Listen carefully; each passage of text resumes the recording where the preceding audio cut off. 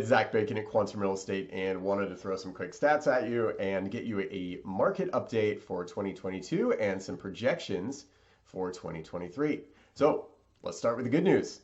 The Fed has made some comments. It appears that they may be reducing the rate at which they are going to be increasing the Fed funds rate. So we may only see a 50 or 25 basis point increase next time. That could be some good news depending on how inflation numbers come in. That also indicates that inflation could be getting under control, which is going to be really good for a lot of reasons in the economy. The good news too, real estate inventory has not gone through the roof. We're not seeing dramatic spikes in the amount of inventory. That's something we saw last time when the market crashed. That was an indicator and part of the catalyst for those massive value drops. We are not seeing that, which is a good thing. So we'll see how it looks next year, but as of right now, still holding pretty stable.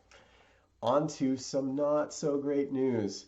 Yes, the home values are still really soft. We're seeing a lot of price reductions. Homes are sitting on the market longer, and we're just not seeing the multiple offer and bidding wars that we were.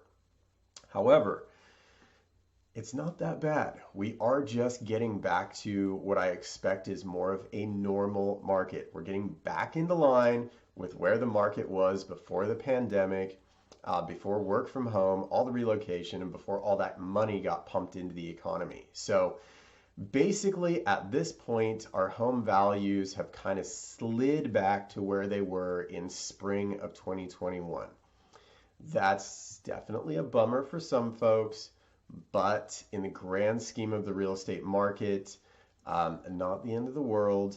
And I want to give you some quick stats. So the 2021 median home price appreciated about 14 to 15%, depending on what part of Sacramento you're in. This year, home values year to date have only dropped about 1.6%. However, if you look at the price or the value drop from the peak this year in June until now, it appears that prices have softened up 13%. So that's not great. We saw a big increase first half of the year. We've seen a drop the second half of the year. However, once we level that out and look at our year to year change, I don't think it's going to be quite as bad. So be careful what stats you're looking at, what stories you're reading.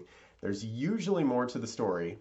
And it's really easy to manipulate numbers to say exactly what you want them to say. So in summary, I think we're basically giving back the gains that we made in the real estate market over the last couple of years from the pandemic. We're getting back into line with what our real estate market was doing on a natural cycle before that.